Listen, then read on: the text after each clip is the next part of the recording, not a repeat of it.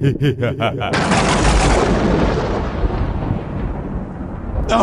No! No!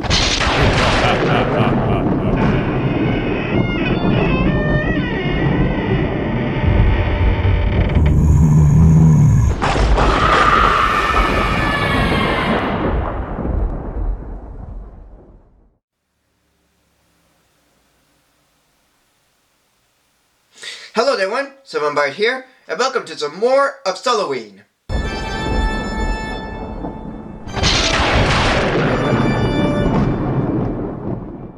As you can see, I'm reading The Legend of Sleepy Hollow, which is one of the most classic of Halloween stories. But while the book still remains popular, there were other adaptations made of this story as well.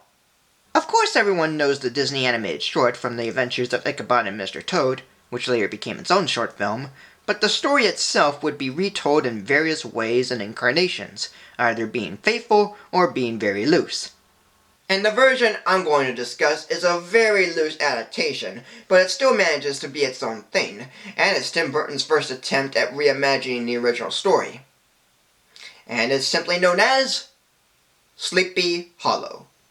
Although the movie says it's based upon the story The Legend of Sleepy Hollow by Washington Irving, I'd say it's more inspired by the story, with certain scenes following the original, but that's about it. In fact, I'm going to compare and contrast the book and this movie. Even though they're both very different, it will still be pretty fun to do. Ichabod Crane, who's a New York City constable rather than a Connecticut schoolteacher, has been sent to Sleepy Hollow to investigate the murders that had happened, via decapitation, rather than be the town schoolteacher, to which the town elders say that the Headless Horseman was the culprit. But as Ichabod was piecing together the mystery and crimes of these murders, he will soon discover a secret conspiracy going on with the Van Tassel legacy. And the mystery itself is all over the place, but we'll get into that, because I find the film to be good, but it's complicated too. And I might be saying, how is it complicated? To begin with, it's not too complicated, it's only a little bit. The complication is with the mystery, in that there's like 2 or 3 going on. One is with the murders of the beheaded victims, another is with the Van Tassel legacy, and another is with the horseman and its missing head. It's mostly that they don't gel together when it's all over, and it sort of feels like a mess when the real killer explains it. And if you think this is just my personal take on it, well then that's what it is then. But the film also draws influence from another source. And that source is the Hammer horror films. Now I've never seen any of them, but based on how I looked them up, they have similar qualities. They both star Christopher Lee, they both have a muted color scheme, and they both tell the horror classics in a very different way. And by giving the movie this look and feel, it certainly stands out like a new Hammer film, but mixed with Burton's sense of design and atmosphere. And it all looks pretty good. Well, let's go over how the characters in the film relate to this book. In the book, Ichabod Crane's a Connecticut schoolteacher, who's described as being tall and lanky, with big ears, a pointed nose, and long legs and arms. He's very strict as a schoolteacher, but he's a gentleman to the ladies. He has a distinct singing voice as well as an enormous appetite.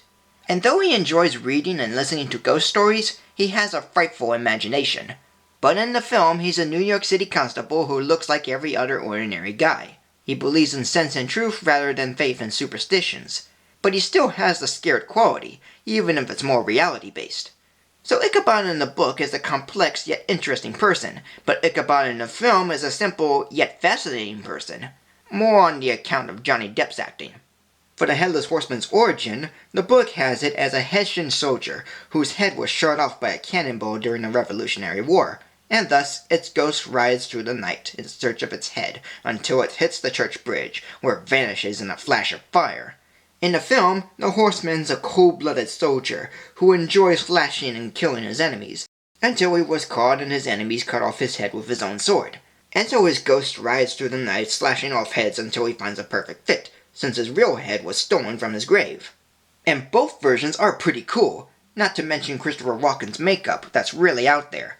Then Katrina Van Tassel, who in the book was a flirtatious gal and only daughter of wealthy Baltus Van Tassel, where in the film, she's the only daughter of wealthy Baltus Van Tassel and would conjure up spells that are helpful.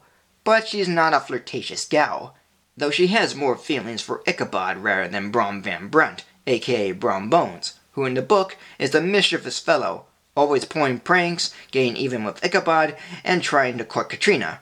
In the film, he was to be Katrina's wife, and is even a prankster once in a while. But both Katrina and Brom are mainly okay, and there could have been more to them. And the others, though most are not in the book, are pretty much fine or good. And the characters are pretty well performed by these actors.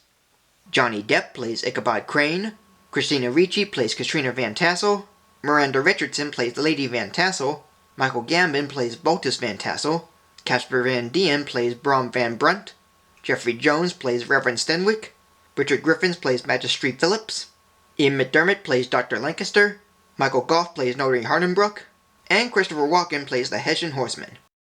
As a whole, this movie is a complicated, yet good one. The characters are good, the story, as complicated as is good too, and the effects are really fun and quite gruesome. Director Tim Burton had made one heck of a retelling that's unlike any other adaptation of the classic American folk story. And while the mystery of the Van Tassel legacy is a bit complicated to follow, and the mystery of the horsemen and the victims are simple to follow, the three don't tend to melt together when everything's wrapped up. But the movie's all worth it for its fun action, gruesome effects, and good characters and setting. And it's one Sleepy Hollow story I would watch every Halloween season. And besides, what other movie would be scary enough for the Halloween season?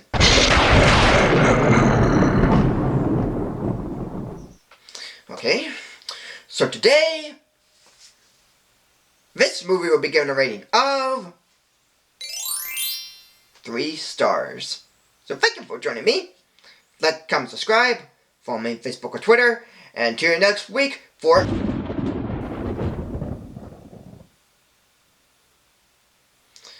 more of Sulli-Ween.